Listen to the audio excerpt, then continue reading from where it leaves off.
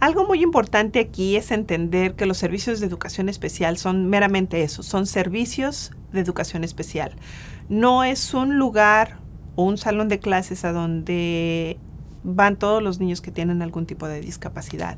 Son servicios y al momento de ser nada más un servicio que sigue al niño cuando califica para servicios de educación especial, esto significa que hay diferentes opciones. Y eso es algo que podemos nosotros empezar a pensar desde antes de que nosotros vayamos a la Junta de Educación Especial. Los primeros pasos para empezar a que el niño vaya a la escuela es ir a la junta donde le llaman el ARD.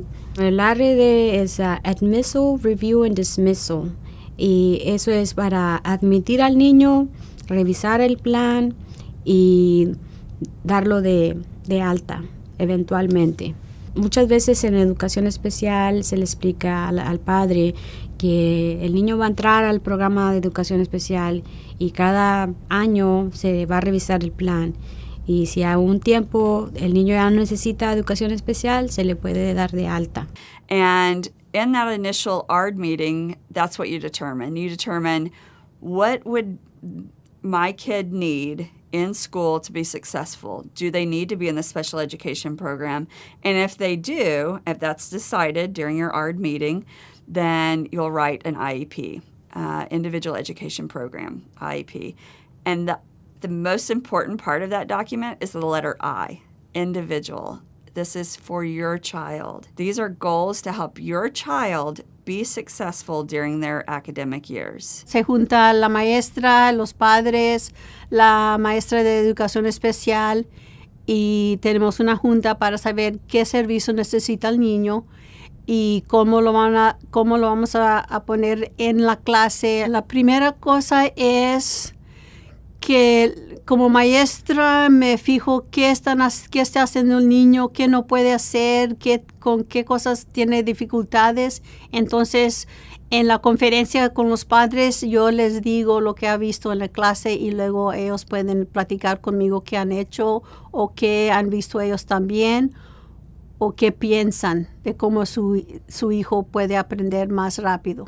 If they don't qualify for special education, then you might get a 504, which would give them some accommodations to help them academically. Después de que se crea un plan para su hijo, es importante estar al tanto y leer el plan completamente, que se lo den en su idioma, si es español, y antes de firmar, ¿verdad? Siempre leer lo que está uno de acuerdo con el plan. Si está de acuerdo o no, si necesita cambios, tiene uno el derecho de hacer cambios si es algo que no le parece.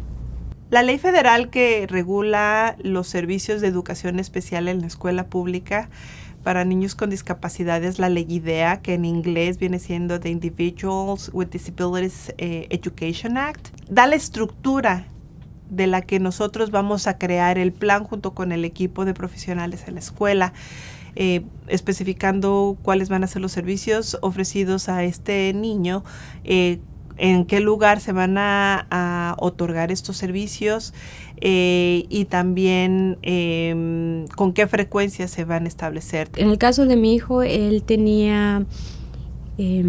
estaba en un programa de intervención temprana a la niñez, entonces su trabajador social nos ayudó con el proceso de transferirlo a la escuela.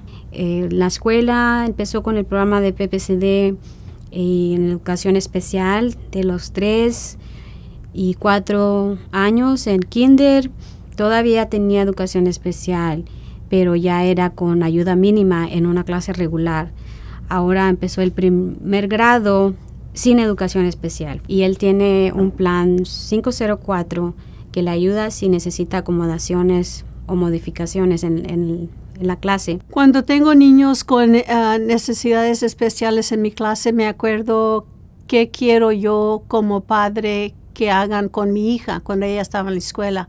Así que trato de ayudarles a los padres a cómo ayudarle a su hijo haciendo las tareas, haciendo proyectos especiales en la casa. Uno cuando va y lo deja en la escuela, no importa que sea un hijo con discapacidad o sea un hijo con capacidades normales, tiene uno que estar verificando que se le esté dando el estudio adecuado, la terapia adecuada. Es importante estar siempre ahí en comunicación con la maestra y saber qué progreso está haciendo el niño, si ya ha obtenido sus metas, si todavía no, y si se necesita hacer adaptaciones para que su hijo pueda progresar en la clase. También es importante hablar con la maestra y si necesita hacer la revisión del plan, pues a llamar para hacer una junta con el equipo. Mi consejo es que investiguen todo, que no se queden con la duda, porque la única voz que de verdad tienen ellos es la de nosotros, los padres. Nadie más va a abogar por ellos. En realidad, nadie más va a abogar con amor y por amor por ellos. Yo tengo mucha comunicación con los maestros, con la escuela. Todas mis preocupaciones yo las llevo escritas y se las digo porque no quiero que se me olvide nada.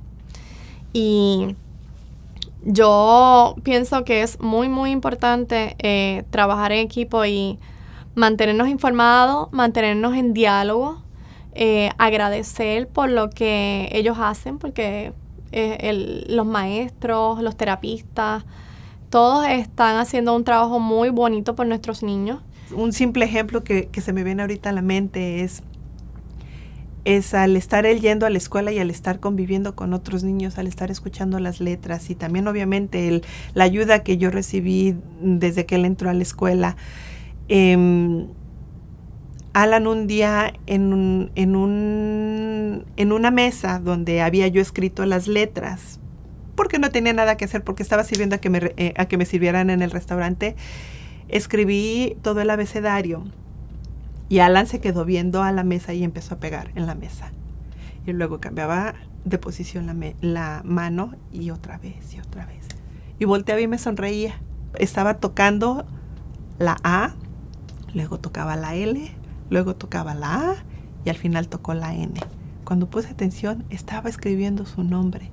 Y yo no tenía ni la más remota idea que mi niño sabía las letras. Al momento en que lo vi, le dije, ¿qué es eso? Y empezó a pegarse él. ¿Es Alan? Y empezó otra vez a hacer lo mismo y decía que él era él. Lloré y lloré y lloré porque me dio la sorpresa. Mi niño sabía leer y yo no sabía. Eso y muchas cosas más me han causado una gran sorpresa y han sido una gran razón de sentirme muy orgullosa de él.